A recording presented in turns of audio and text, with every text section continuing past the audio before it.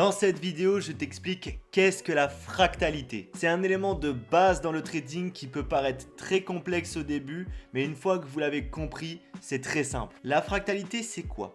Comme vous pouvez le constater sur TradingView, vous avez plusieurs types d'unités de temps. Vous avez ici peut-être un menu, etc. Et on peut voir qu'il y a du daily, H1, 30 minutes, 15 minutes, jusqu'à du 1 minute. Et en fait, à quoi ça sert d'avoir plusieurs unités de temps? C'est comme si nous zoomons dans un mouvement. Plus nous allons être en petite unité de temps, plus nous allons voir les choses précisément et plus nous allons voir beaucoup de mouvements. Et le fait d'aller sur les plus petites unités de temps et d'être plus précis, cela vous permettra d'avoir des meilleurs trades.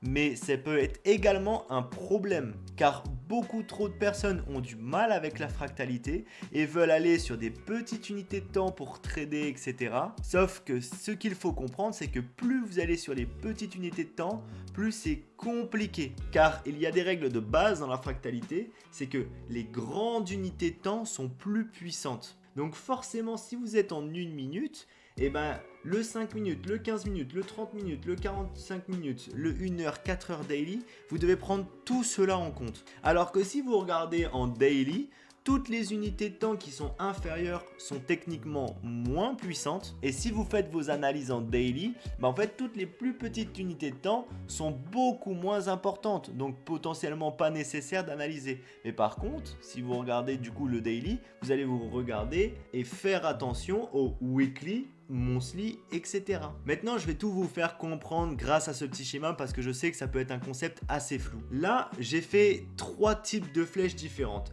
Une grosse flèche blanche, une flèche légèrement plus petite en orange et la toute petite en verte. Comme on peut le voir, la grosse flèche blanche correspond à du daily. Et en daily, ce qu'on peut voir, c'est simplement un bas, un haut, un bas, un haut. C'est très simple, il y a 4 mouvements. Et quand je zoome à l'intérieur en allant en H4, je vais voir beaucoup plus de mouvements. Dans ma simple hausse daily, je vais avoir 1, 2, 3, 4, 5 mouvements H4. H4, c'est un exemple, bien évidemment. Toute unité de temps inférieure, vous verrez qu'il y a beaucoup plus de mouvements. Et encore une fois, pareil, avec mon 30 minutes qui correspond à ma flèche verte, les simples hauts et bas orange, si on regarde à l'intérieur, il y a beaucoup plus de mouvements avec ma flèche verte. Parce qu'en fait, c'est encore plus précis. Pour pouvoir faire cette simple hausse H4, en 30 minutes, nous avons eu des hauts et bas. Et pour faire cette simple hausse daily, nous avons eu des hauts et bas en H4.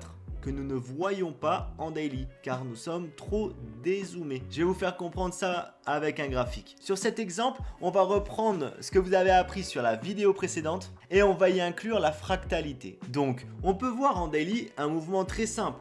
Bas, haut, bas, haut, bas, haut.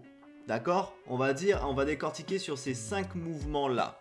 Il y a 5 mouvements. On voit 5 mouvement, certes il y a des bougies etc, mais le vrai mouvement c'est cette flèche blanche. Je pense que ça paraît logique et c'est visible pour tout le monde. D'ailleurs je me rends compte qu'ici j'avais mis les bas alors que c'est les hauts. Donc bas, haut, bas, haut, bas, haut, d'accord. Et nous voyons dans cette unité de temps en daily que nous sommes en tendance haussière, très clairement. Non seulement parce que nos mouvements reviennent chercher nos 50%, refranchissent notre précédent haut, notre bas passe de là à là. Ça, normalement, vous le savez déjà grâce à la précédente vidéo. Maintenant, si je regarde tout ce mouvement, haut, bas, en H4, qu'est-ce qu'on va voir? Eh bien, en H4, ce qu'on va voir, c'est qu'on a effectivement une tendance haussière, mais d'un coup, celle-ci passe à la baisse.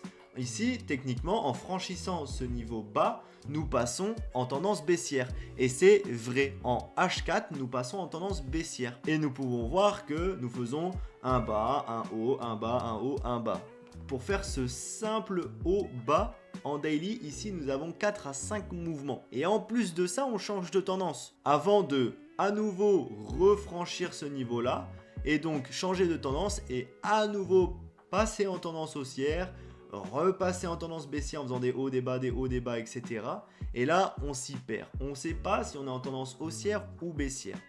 Et c'est là que la règle que je vous ai apprise juste avant est très importante. Les grandes unités de temps sont plus puissantes que les petites. Et avec la règle que je vous ai appris sur la vidéo des tendances, vous savez qu'en daily, nous devons nous approcher des 50% avant de pouvoir continuer notre hausse. En sachant ça, on se rend bien compte, si je mets ma Fibonacci, que ce mouvement-là devait aller au moins atteindre ce trait vers là avant de potentiellement partir à la hausse. Et c'est pour ça que j'ai écrit cette règle-là. Toutes les grandes unités de temps démarrent par une petite unité de temps. Pour pouvoir descendre ici en daily, on a commencé à descendre en H4. Et en H4, nous avons fait un plus bas que le précédent. Donc nous sommes passés en tendance baissière. Mais on sait très bien que c'est simplement pour aller chercher notre niveau des 50% en daily et pour pouvoir lui continuer sa hausse. Parce que en daily, nous sommes en tendance haussière. Le daily est plus puissant que le H4. Donc techniquement, on va continuer à monter. Il faut privilégier la hausse daily à la baisse du H4. Et effectivement, une fois qu'on a récupéré plus ou moins nos 50% de tout notre grand mouvement daily, on peut voir à nouveau donc ce fameux boss et nous repartons en tendance haussière qui est totalement logique. À nouveau, le mouvement daily s'est fait en une traite. Il faut au moins récupérer nos 50%. Bon, là, on a été beaucoup plus profond. Nous avons à nouveau changé de tendance en H4 pour pouvoir chercher nos 50% de notre grand mouvement daily. Nous sommes obligés de partir en tendance baissière pour pouvoir poursuivre la grande tendance. Donc effectivement, en H4, nous avons une tendance baissière, mais on retient que le daily qui est plus puissant, lui, est haussier. Et donc que cette tendance baissière en H4 n'est que temporaire. Et c'est à partir de là que les zones que je vais vous démontrer plus tard dans la formation vous seront utiles pour savoir pourquoi le prix est revenu jusqu'ici, pourquoi il a besoin de revenir jusqu'ici en daily et donc en H4 avant de réexploser à la hausse. Donc tout ça, ça va vous permettre de comprendre pourquoi des fois en daily vous voyez une tendance haussière et quand vous vous rendez en H4, H1, etc.